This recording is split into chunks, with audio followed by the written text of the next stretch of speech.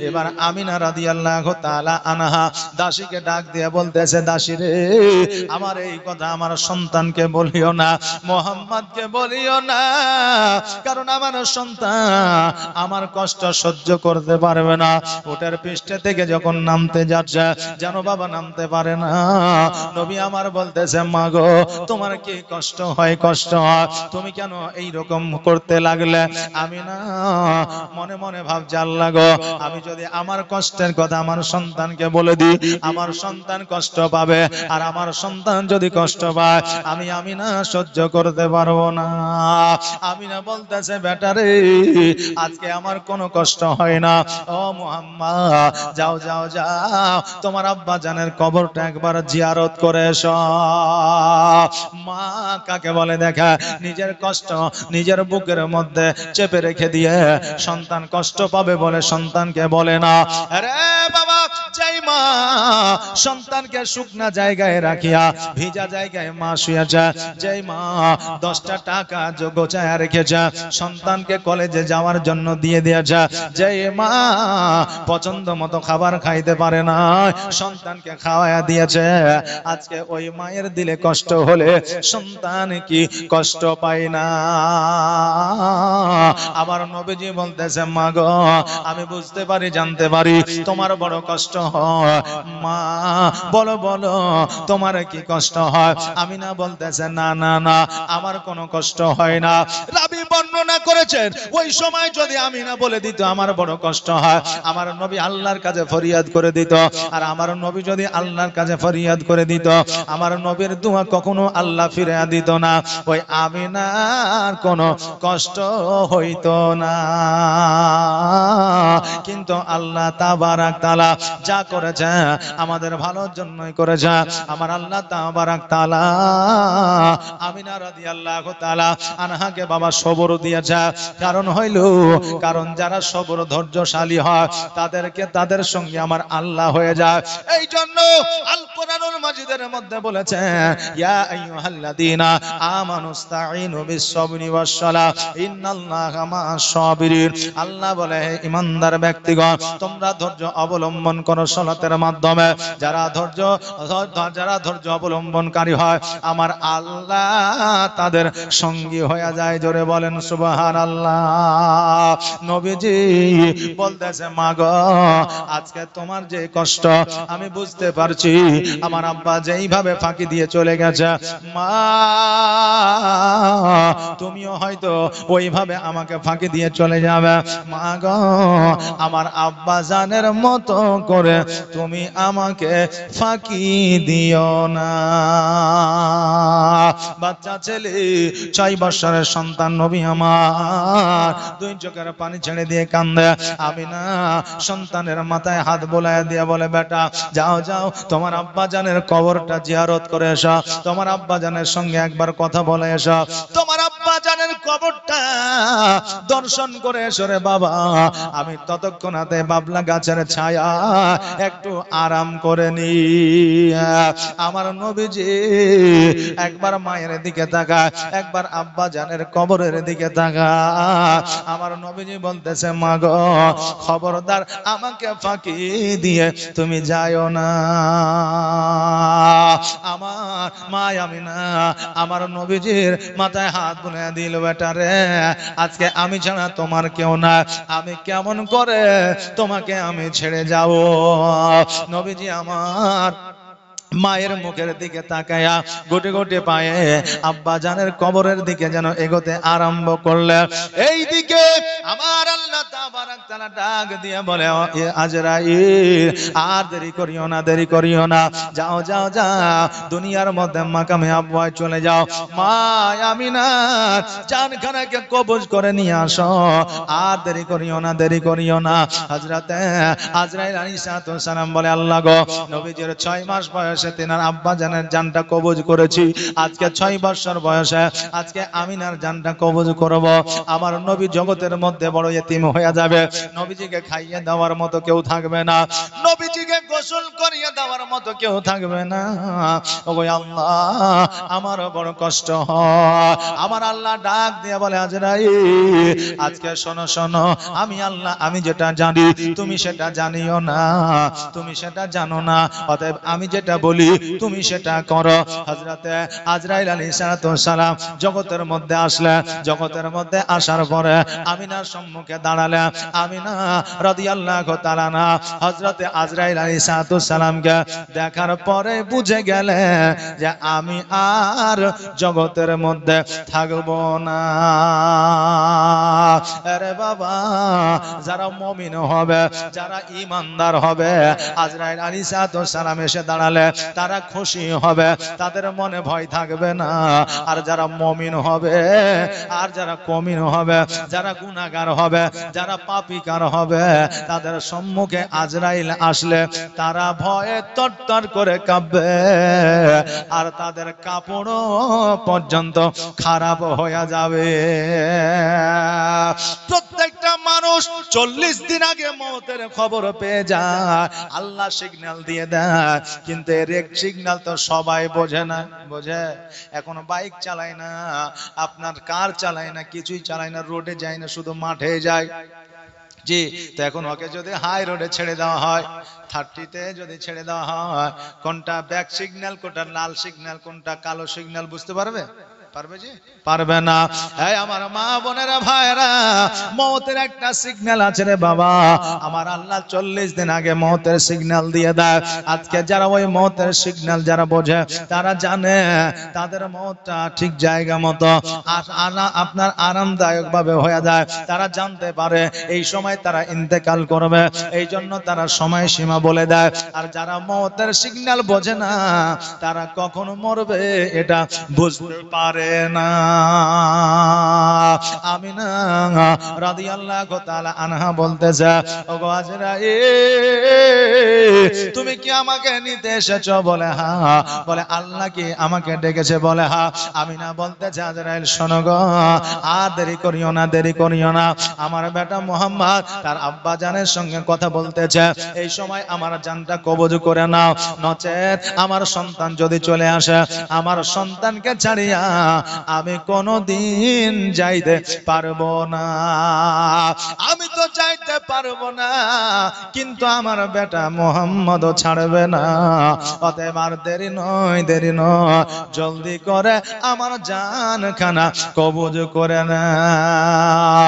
আরে বাবা, হযরতে আজরাইল আলাইহিস সালাম সঙ্গে সঙ্গে আমার মা আমিনা রাদিয়াল্লাহু তাআলা আনহার জানখানা যেন কবজ করে নিলেন। একবার আওয়াজ দিয়ে বলেন, ইন্না লিল্লাহি ওয়া ইন্না ইলাইহি রাজিউন। কোন জমিনের মাটি আমার হবে গোরস্থান, কোন জমিনের মাটি আমার হবে গোরস্থান। আপনি এই জায়গায় আছেন, এই জায়গায় মারা যাবেন কিনা কোনো গ্যারান্টি না। আপনি চেন্নাই, উড়িষ্যা, ভুটান, ইরাক, ইরান, আরব, কুয়েত মারা যেতে পারে। যেই জায়গায় মওত আছে সেই জায়গাতে আপনার মওত হবে। আপনি না গেলেও মওতে আপনাকে সেই জায়গায় টেনে নিয়ে যাবে। আরে বাবা, এই জন্য কবির ভাষায় বলছে, কোন জমিনের মাটি আমার হবে গোরস্থান, কাদের চোখের জলে আমি, কাদের চোখের জলে আমি পাইব পরিত্রাণ, কোন জমিনের মাটি আমার হবে গোরস্থান,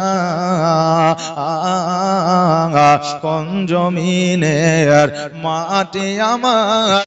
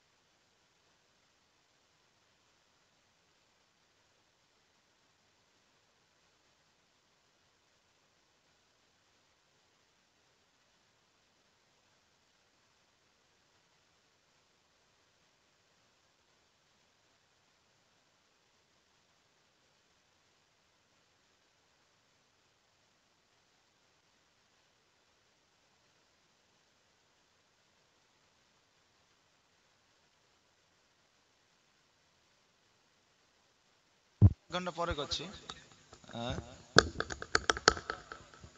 আল্লাহুম্মা সাল্লি আলা সাইয়্যিদিনা মাওলানা মুহাম্মদ ওয়া আলা আলি সাইয়্যিদিনা। কাদের চোখের জলে আমি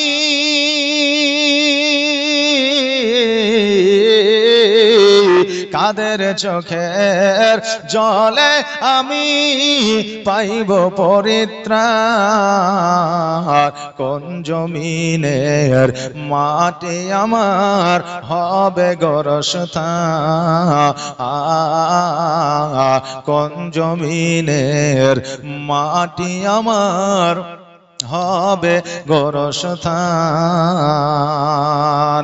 কার কাঁধে চড়ে আমি কবর দেশে যাব, জানি না কার মোনা যাতে খোদা রহম পাব। কার কাঁধে চড়ে আমি কবর দেশে যাব, জানি না কার মোনা যাতে খোদা রহম পাব। কার কারণে করবে ক্ষমা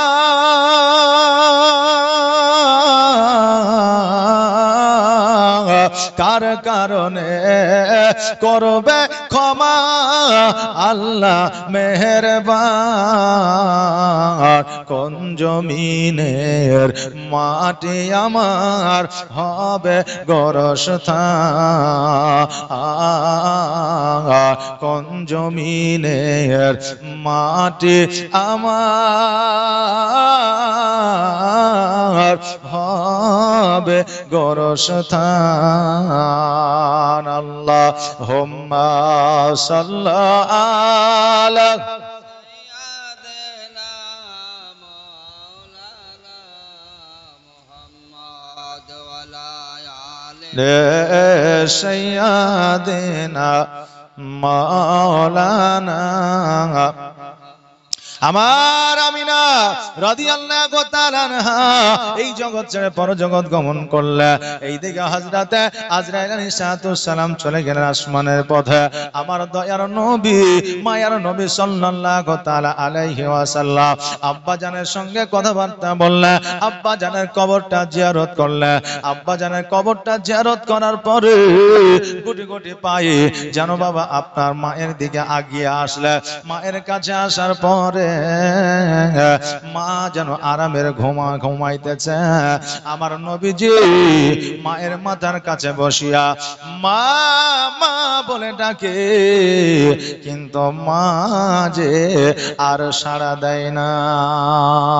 এই জন্য সাড়া দেয় না, মা জগতের মধ্যে আর বেঁচে না। আমার নবীজি দুই চোখের পানি ছেড়ে দিয়ে বলে, আল্লাহ গো, আজকে মা জগৎ থেকে বিদায় নিয়ে চলে গেল। ও আল্লাহ, আজকে আমার মাও নাই আব্বাও না, আজকে আমি কোথায় যাব, কোন জায়গায় যাব, কেমন করে আমার দিনটাকে অতিবাহিত করব। ও আল্লাহ, আজকে আমার মতো বড় এতিম আর কেউ রইল না।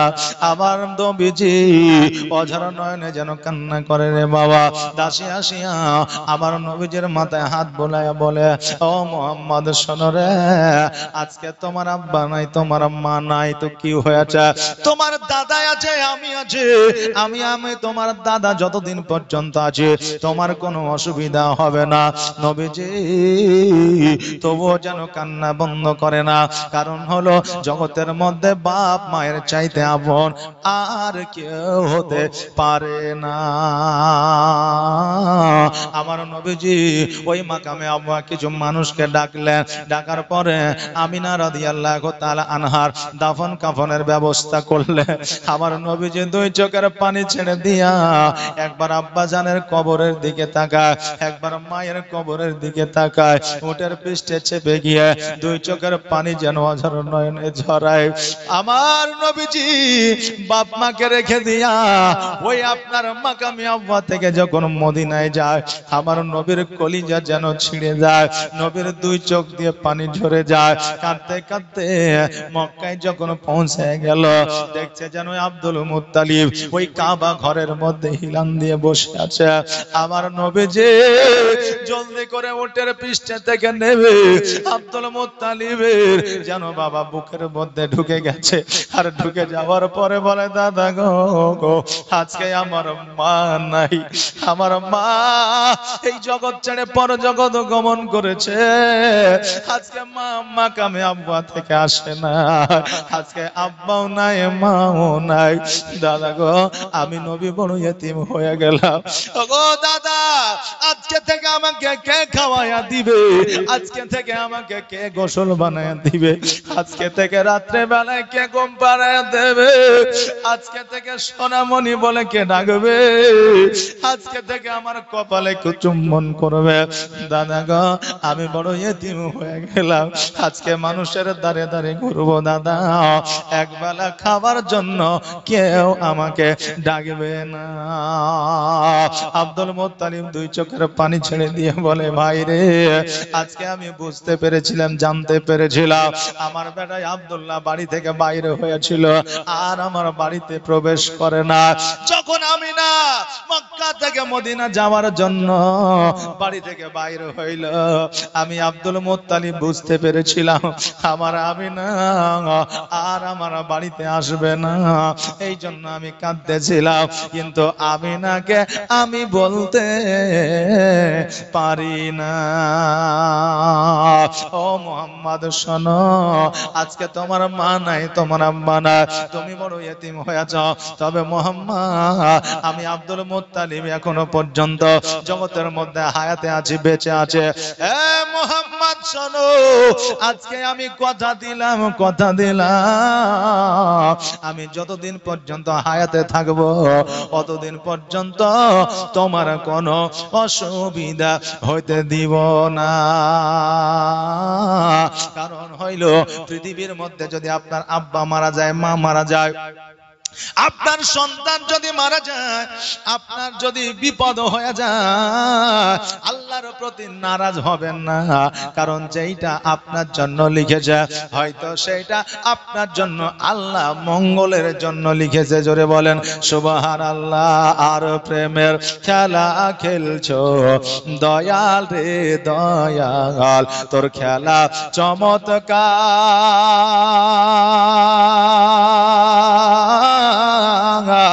আর না পাকে মানুষ বানায়া আমি লাইছবা যার রে, প্রেমের খেলা খেলছো দয়াল রে। তুমি কাউকে দিলা 10টা সন্তান, জায়গা জমি নাই, আবার কাউকে দিলা কোটি টাকা, একটাও সন্তান নাই। কবি বলছে আল্লাহ কাউকে 10টা সন্তান দিয়েছে কিন্তু বাড়ি ঘর করার মতো জায়গা নাই। আবার কাউকে আল্লাহ কোটি কোটি টাকা দিয়েছে গো, কিন্তু একটাও সন্তান দেয় না। বাংলাদেশ, পাকিস্তান, উড়িষ্যা, ইরাক, ইরান, বেঙ্গালোর ছুটাছুটি করছে, জানি একটা আল্লাহ যদি সন্তান দেয় এই চিন্তায়। এই জন্য কবির ভাষায় বলছে তুমি কাউকে দিলা 10টা সন্তান, জায়গা জমি নাই, আবার কাউকে দিলা কোটি টাকা, একটাও সন্তান নাই। আবার মরার পরে কাঁধে করে কবরে নামাবে কে তার রে, প্রেমের খেলা খেলছো দয়াল রে দয়াল, তোর খেলা চমৎকার। আর না পাকে মানুষ বানায়া আমি লাই সবা যার রে প্রেমের খেলা খেলছো দয়াল রে তুমি কারো কলিজা আগুন দিলা মা বাবা কেড়ে নিয়া আবার কারো করিলা চির দুঃখী সন্তান লাশ বানায়া আবার কাউকে তুমি কান্দাও দয়াল মনের মানুষ কেড়ে নিয়া আবার কাউকে অল্প বয়সে রাখলে তুমি বিধবা বানায়া রে প্রেমের খেলা খেলছো দয়াল রে দয়াল তোর খেলা চমৎকার আর না পাকে মানুষ বানায়া আমি লাই সবা যার রে প্রেমের খেলা খেলছো দয়াল রে আল্লাহ হুম্মা সাল্লাল্লাহু সাইয়্যিদানা মাওলানা মুহাম্মদ ওয়া আলা আলি সাইয়্যিদিনা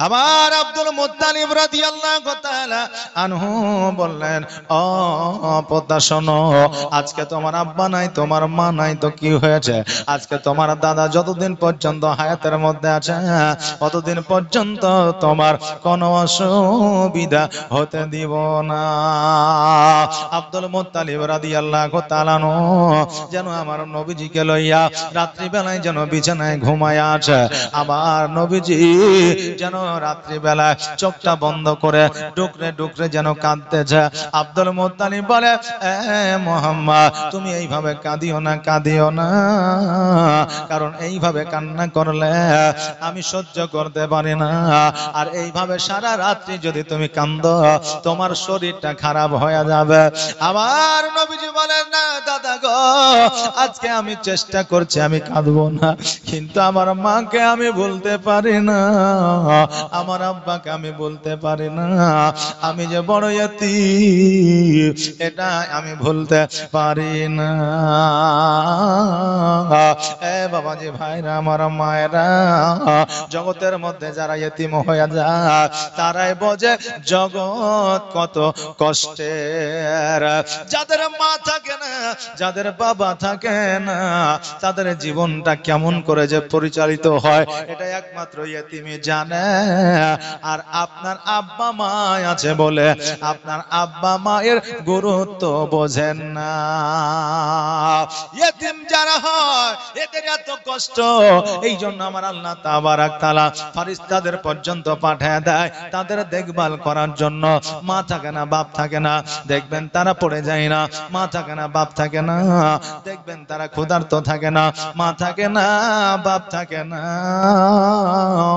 কিন্তু তাদের রোগ বালা হয় না কেন না আল্লাহর ফেরেশতারা পর্যন্ত তাদের আপনারা দেখাশোনা করে এমনকি রাস্তাঘাটে ধুলাবালিতে যদি পড়ে থাকে ওই ধুলাবালি পর্যন্ত আমার আল্লাহর ফেরেশতারা ইয়তীমদের শরীর থেকে ঝেড়ে দেয় জোরে বলেন সুবহানাল্লাহ রাস্তার ধারে ইয়তীম বাচ্চা কেন বসে কান্দে রে আরশের পায়া হিলে রে আর ইয়তীম বাচ্চা বসে বসে কেন আজ কান্দিয়া যা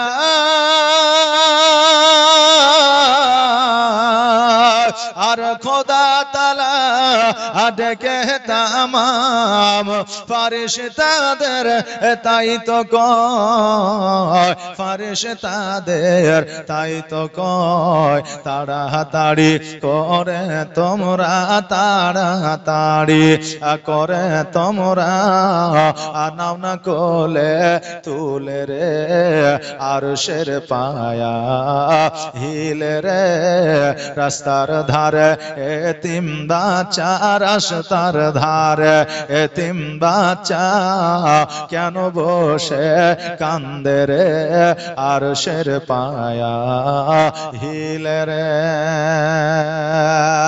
আর রাত পোহালো দিন ফোরালো আর তো সময় না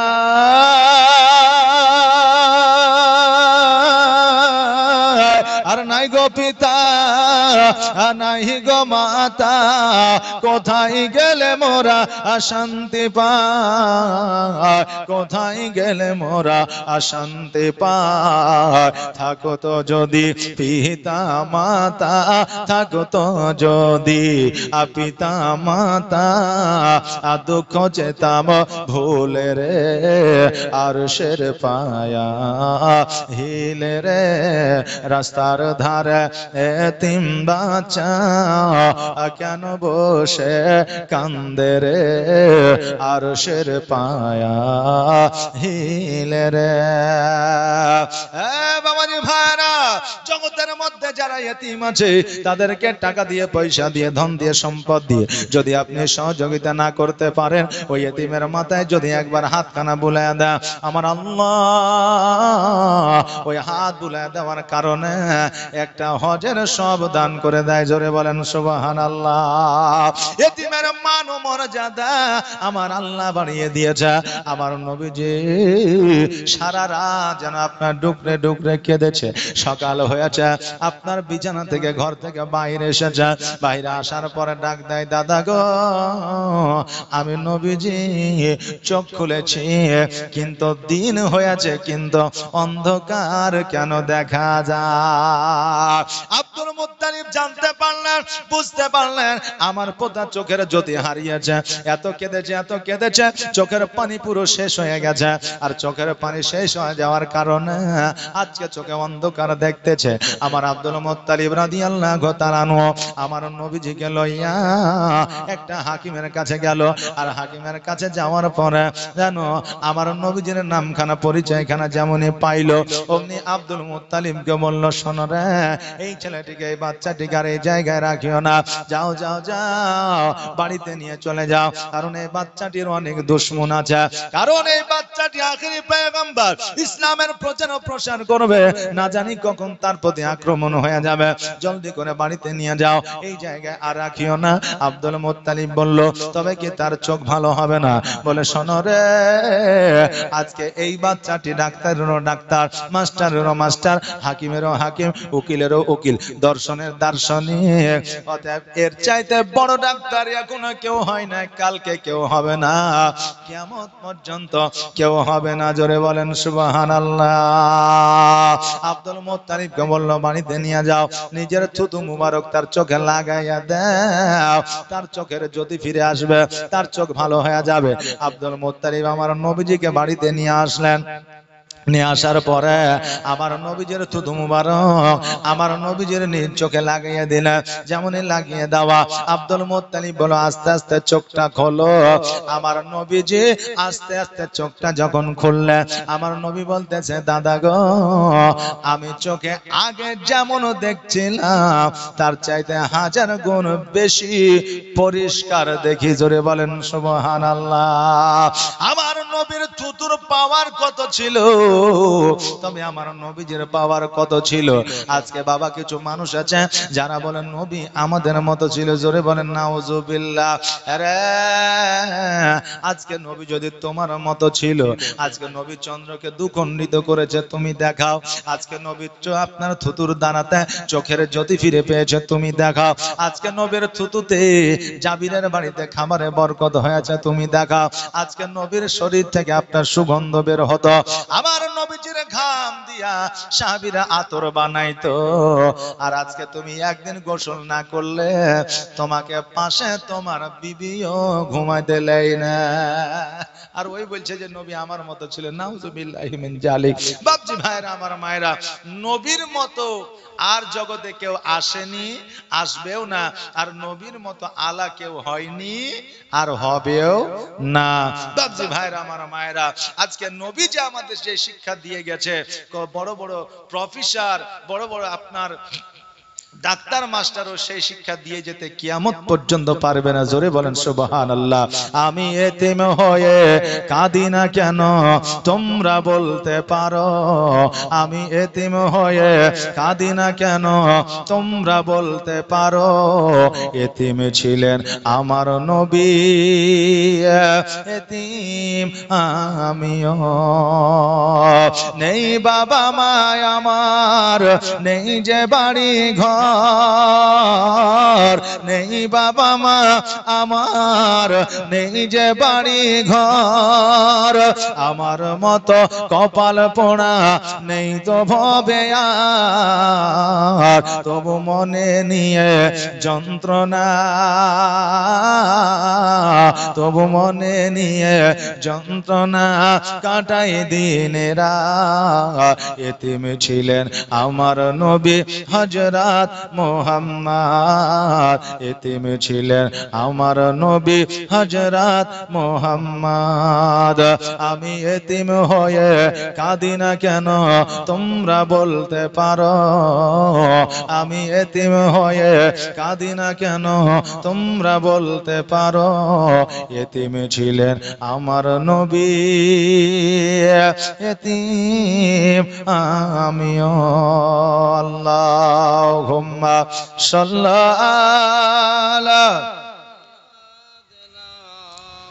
মাওলানা মুহাম্মদ ওয়া আলা মাওলানা মুহাম্মদ। বাবাজি ভাইরা, নবীজিকে যারা ভালোবাসলো দিল থেকে, অন্তর থেকে, প্রাণ থেকে, কাল কিয়ামতের দিনে তারা পাইলো। আর নবীকে যারা ভালোবাসলো না, কিয়ামত পর্যন্ত তাদের নসিবে জান্নাত জুটবে না। কারণ নবী ছাড়া কারো গতি না। আদম আলাইহিস সালাম যখন জগতের মধ্যে আসলো, হাওয়া আলাইহিস সালামকে দেখতে পাইল না। গন্ধম ফল খাওয়ার কারণে বহু বছর দোয়া করেছে, দোয়া আল্লাহর দরবারে কবুল হয় না। যেই দিন আমার নবীর ওসিলায় দোয়া করেছে, কারেন্টের মতো আমার আল্লাহ কবুল করেছে। জোরে বলেন সুবহানাল্লাহ। আমার আল্লাহ বললেন, আদম আলাইহিস সালাম, এ আমার আখেরি পয়গম্বর, এ হলো আমার হাবিব, একে আমি মহব্বত করি, এ আমার দোস্ত। এটা তুমি কেমন করে জানলে? কারণ তোমাকে তো বলি না। আদম আলাইহিস সালাম বলে, আল্লাহ গো, আমি যখন জান্নাতে ঘুরতেছিলাম, জান্নাতের দরওয়াজায় দরওয়াজায়, গেটে গেটে, সর্ব জায়গায় মুহাম্মাদুর রাসূলুল্লাহ সাল্লাল্লাহু তাআলা আলাইহি ওয়াসাল্লাম নামখানা দেখেছি, আল্লাহর নবী মুহাম্মদ। আজকে আমার মনে প্রাণে একটা মাথায় ব্রেনে বুদ্ধি ঘাটলো, না জানি ওই নামখানা কার। আজকে ওই নামের ওসিলায় দোয়া আমি চাইব, যেমন ওই নামের ওসিলায় দোয়া চেয়েছি আল্লাহ, আজকে ওই ওসিলা তুমি কবুল করেছো। জোরে বলেন সুবহানাল্লাহ। ও বাবাজি ভাইরা,